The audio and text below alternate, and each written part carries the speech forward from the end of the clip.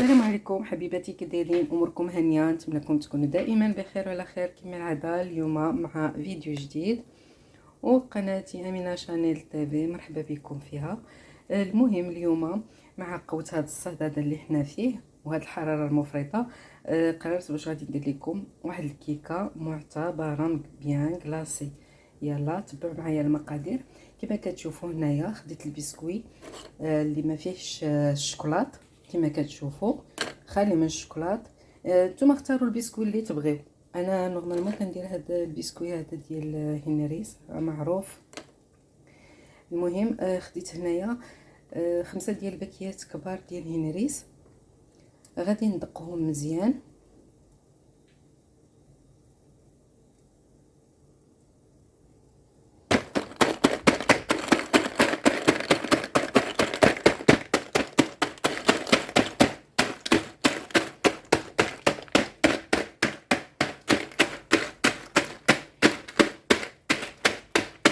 حتى كنردهم بحال الرمله، يا اما كديروهم في مولينيكس اولا كديروهم اللي ما عندهاش مولينيكس ديروهم غير بهذه الطريقه هذه ديال الكاس، راه كيتسحق مزيان.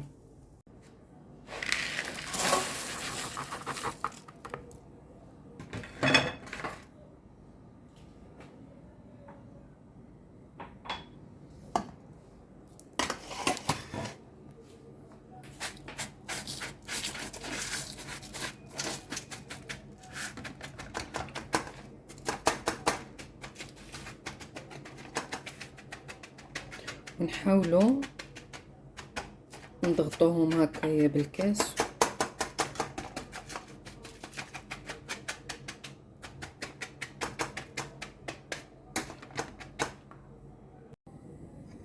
ومن بعد كناخذوا واحد 2 ديال المعلقات كبار ديال الزبده وكندوبوهم.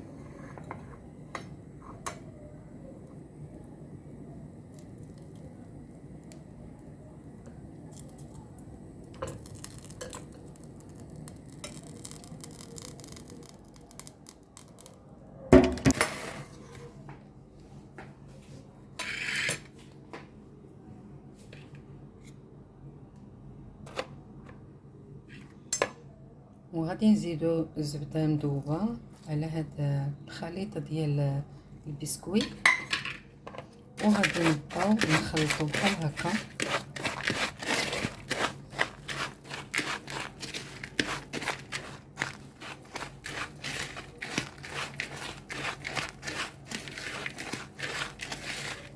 هانتوما كما كتشوفوا الخليط كيكون بحال الرمله مرمل.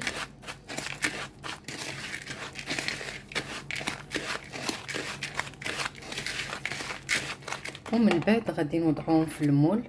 البنات واحد الكاسرونه كبيره كناخذوا يطرو ديال الحليب، كنزيدو عليه 4 ديال الساشيات ديال الفلون كراميل،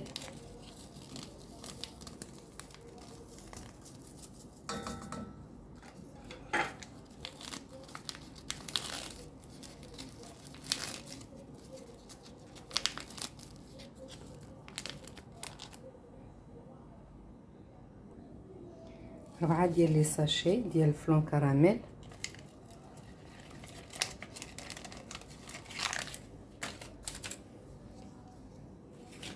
جوج معالق كبار ديال سنيده حتى ل3 ديال المعالق على حسب المذاق.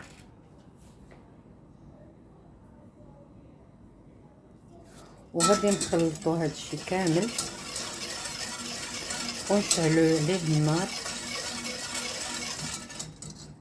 نار مهيله.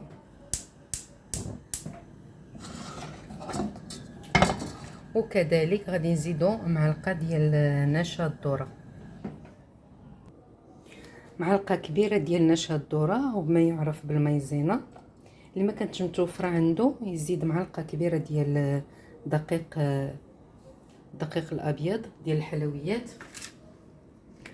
وقبل ما نوضعوها فوق النار نحركو مزيان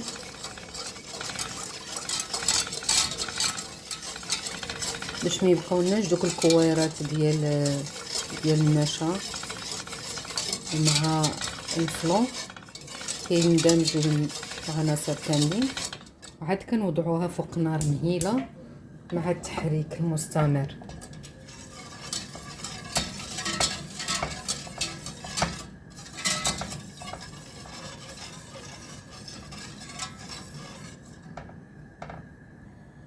من بعد غادي نزيد واحد المعلقه صغيره اولا نص معلقه ديال نكهه الكراميل في الخليط. اللي كانت عندك متوفره زيديها، ما كانش شي بلاش، غير باش كتجي النكهه ديال الكراميل مجهده وباينه في الكيكه.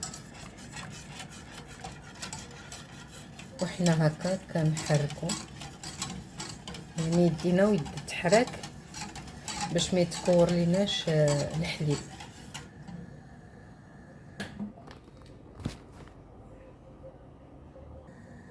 كنخليه بحال هكايا حتى كيفيض واحد القسم ولا قسمين، وكنطفيو عليه وكنخليه جانبا يبرد.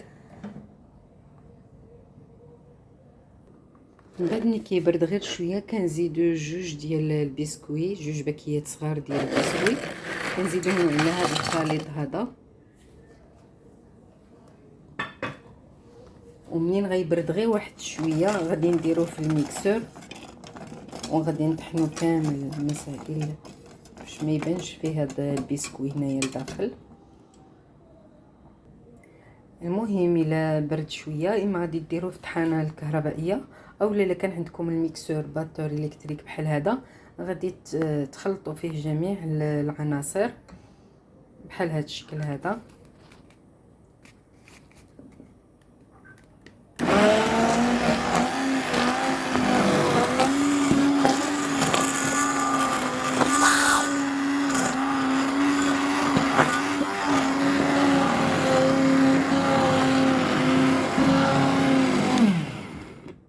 غادي تطحنوا هذا البسكوي حتى ما يبقاش يبان في الخليط، باش كيعطي واحد النكهه لذيذه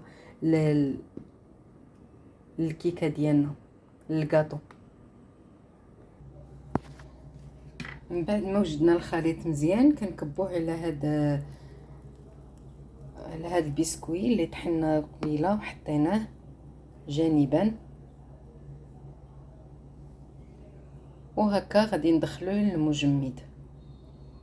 من بعد واحد 4 ديال السوايع حتى ل5 غادي نجبدوه من المجمد.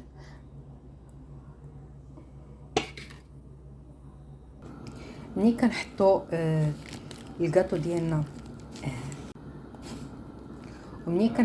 ديالنا في المجمد، في هذا الاثناء كناخذوا واحد المقلاة وكنوضعوا فيها اللوز الفيلي وغادي نحمروه واحد شويه.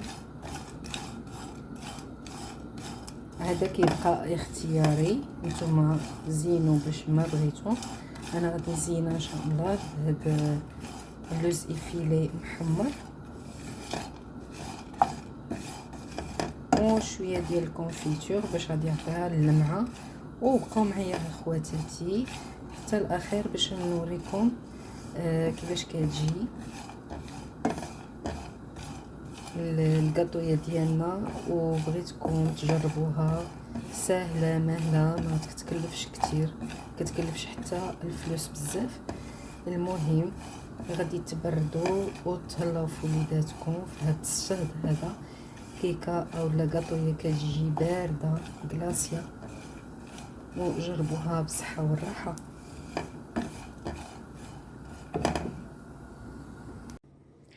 واخيرا اخوتي هذا هو الشكل النهائي ديال الكاطويه ديالنا اللي درنا. من بعد ما درت اللوز افيلي حمرته درته من فوقها، زدت عليها الكراميل وبصحه والراحه. وما تنسونيش بلي لايك واشتراك وتفعيل زر الجرس باش يوصلكم كل جديد، والى فيديو اخر ان شاء الله.